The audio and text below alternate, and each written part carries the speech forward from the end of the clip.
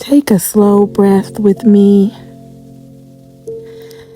In and out.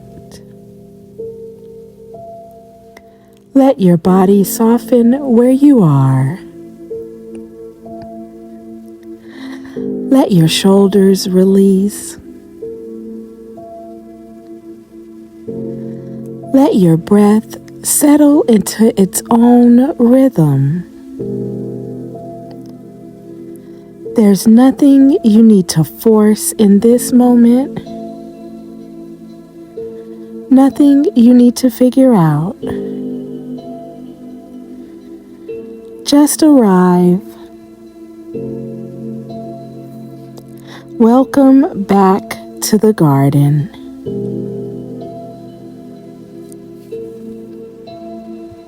As we begin, notice this gently.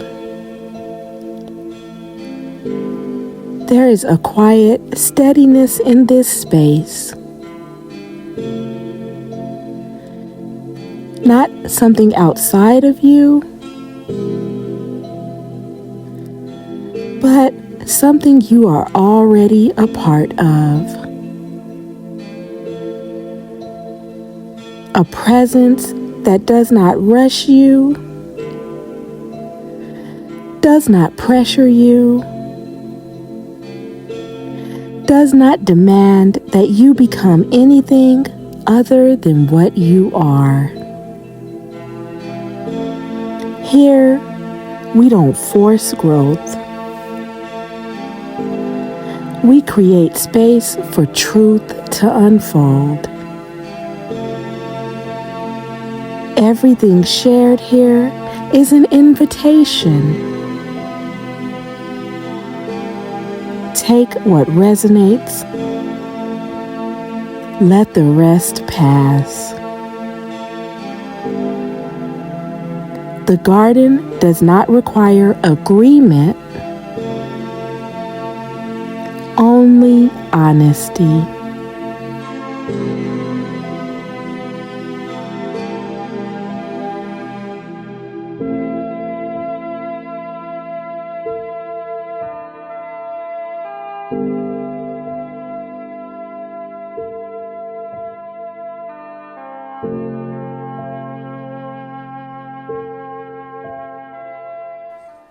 In our last gathering, we spoke about the journey of the soul, a path of return, moving through awakening, healing, integration, and wholeness. But today, we pause and name something important because many people enter this journey already expecting it to hurt. There's a belief, spoken and unspoken, that spiritual growth must be difficult in order to be real, that awakening must feel chaotic, that healing must be painful, that growth must be a struggle. And if it isn't, it must not be deep enough. But this belief doesn't just live in ideas. It shows up in the way we experience ourselves. Maybe you felt this without even realizing it. That if your awakening isn't intense enough, it must not be real. That if your healing doesn't hurt enough, you must be avoiding something. That if growth feels peaceful, you start to question it. You start to wonder, am I missing something? Am I doing this wrong? Maybe you've even compared your journey to someone else's. Someone who describes overwhelming experiences, deep emotional breakdowns, or dramatic transformation. And instead of feeling grounded in your own path, you feel like yours wasn't enough. Too quiet, too simple, too easy. So you begin to distrust what feels natural. You brace yourself for something harder. You wait for the moment when everything is supposed to fall apart. And sometimes, without realizing it, you begin to create resistance within yourself. Not because something is wrong, but because you've been taught that something should be. For many of us, this belief didn't come from nowhere. It was shaped by the environments we grew up in cultures where the inner world isn't understood or isn't trusted, and in spiritual spaces where connection has sometimes been replaced with pressure, fear, or performance, where the journey is described as a battle, something to fight through, something to overcome. So when we finally turn inward, we don't always feel safe there. We brace ourselves. We prepare for intensity. We expect to be overwhelmed. But the truth is, the soul does not require struggle to grow.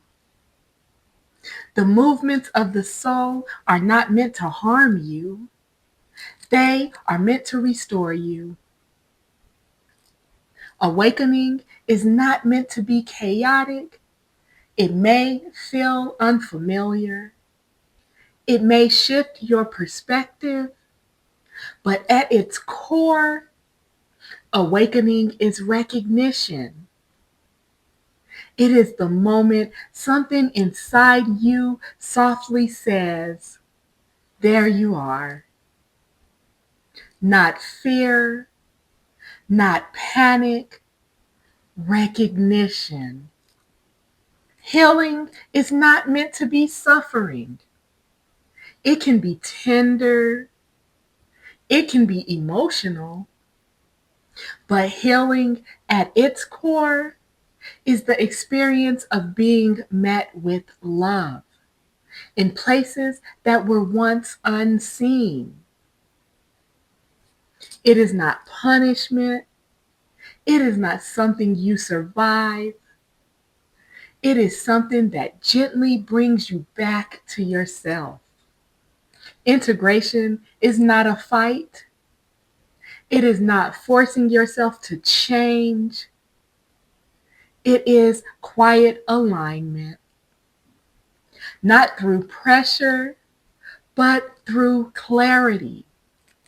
And wholeness is not something you earn after struggle. It is not a reward for getting everything right.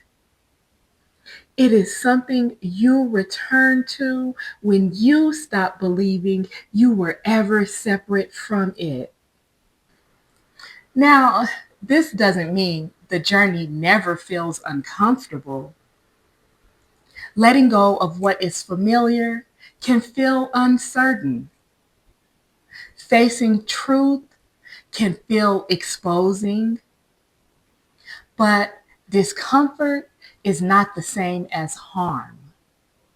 And intensity is not the same as transformation. What is true does not need to overwhelm you in order to reach you. I've experienced the more intense versions of this path. Moments that felt overwhelming, moments that felt like too much all at once. And for a long time, I believed that intensity meant I was doing something right. See, I had been taught that the spiritual journey was a fight, a battle between good and evil, light and dark, something to resist, something to overcome. So when things felt chaotic, when they felt heavy, when they felt painful. I thought this must be what transformation looks like. But what I came to understand changed everything. This struggle wasn't coming from the truth. It was coming from the way I was relating to what I felt. The resistance, the fear, the need to fight what was arising within me. And if I'm honest, what really shifted everything for me was taking a closer look at the example I had been given of Jesus Christ. Because I had been taught something very specific, that there were parts of the inner world you did not engage with, parts you did not listen to, parts you did not love. I was told you shut them down, you silence them, you cast them out because they are only there to deceive. And for a long time, I believed that. But when I began to look more closely, I noticed something I hadn't been taught to see. Jesus didn't avoid those encounters. He didn't ignore them. He didn't rush past them. He spoke. He asked questions. He listened. There were even moments where he asked, "What is your name?" Moments where there was conversation. And what I saw was not fear. It wasn't force. It was presence. Authority without struggle. And that raised a question inside of me that I could not ignore. If love is the highest truth, why would there be anything that love does not touch? Why would there be anything that love is not allowed to meet? That question stayed with me.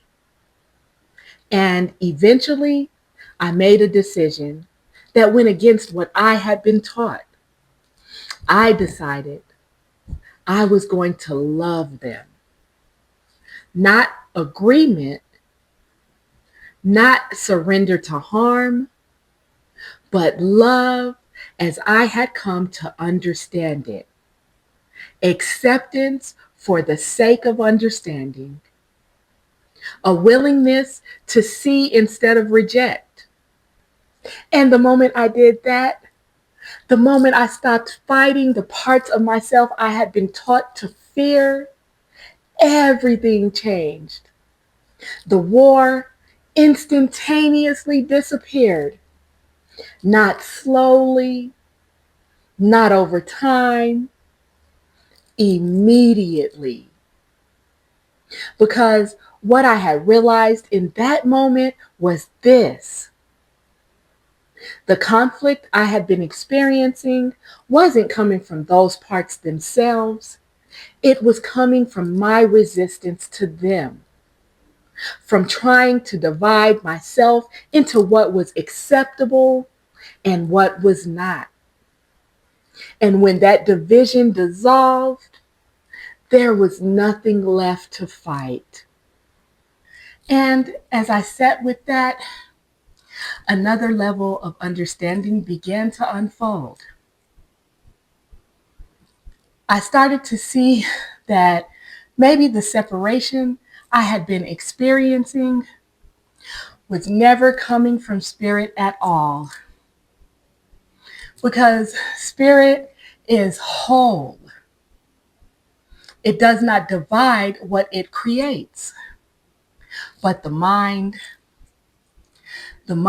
tries to organize experience by separating things, labeling them. This is good. This is bad. This belongs. This doesn't. And In doing that, it creates distance within our own inner world. It creates parts of us that feel acceptable and parts of us that feel like they have been rejected. And without even realizing it, we begin to live in division, fighting parts of ourselves, resisting parts of ourselves, trying to silence or remove what we don't understand. But what I began to see was this: the struggle I was experiencing wasn't coming from what was within me. It was coming from the way I was relating to it, from the separation I was creating in my own mind. And when that separation softened, when I stopped immediately labeling what I felt as something to fight, something shifted. There was more space, more clarity, more peace. Not because everything suddenly became good, but because I was no longer at war with my own experience. And in that space, I could finally understand what was actually there. Because the truth, when it is truly aligned, does not force itself on you. It does not demand that you fight your way toward it. It meets you in the moment you stop fighting what is already here. And more often than not, it arrives gently. And that's when I began to understand. Maybe the path was never meant to be a battle. Maybe it was meant to be a return. Now, to kind of wrap this whole episode up in one image, I want to share a sketch I drew.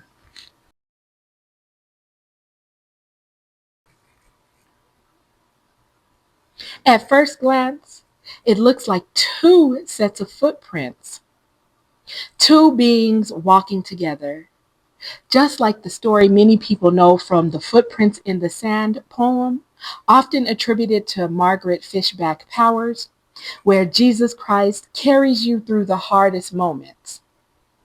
But this drawing reveals something deeper: not carrying, integrating. What begins as "I am walking with Jesus" gently becomes "I am walking as one with Jesus." And then, even deeper, there were never two sets of footsteps.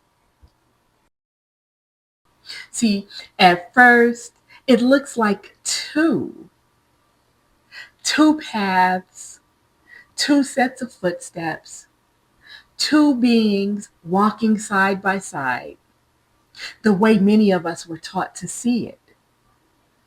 That we are here and divine is somewhere beside us, walking with us, helping us, carrying us when we cannot walk. And for a time, that understanding is comforting. But as the journey deepens, something begins to shift. The distance between those two paths start to dissolve. And at first, it feels like something is happening, like distance is closing, like separation is dissolving. But the deeper I sat with it, the more I began to realize maybe this was never about two becoming one. Maybe what I was seeing was my perception learning to recognize what had always been one. Then one day, I looked at it again. And what I thought were two paths were never separate. Those footsteps were always mine, not because I replaced divine, but because I was never separate from it. What I called as walking with was actually remembering as one. And what once looked like guidance from the outside became presence from within. And the moment I stopped trying to close the distance was the moment I realized there was no distance to close. So, this is the invitation today. You are allowed to walk a gentle path. You are allowed to awaken without fear, to heal without harm, to grow without force, to return to yourself without breaking yourself apart to get there. If you pause right now,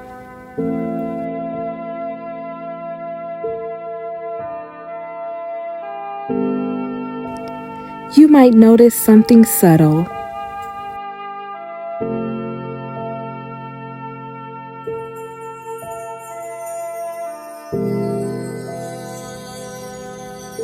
Your body softening,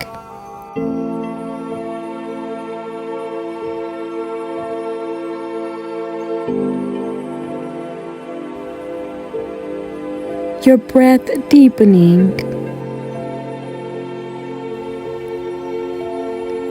a quiet sense of relief at the possibility that this journey doesn't have to be as hard as you thought. Stay there for a moment.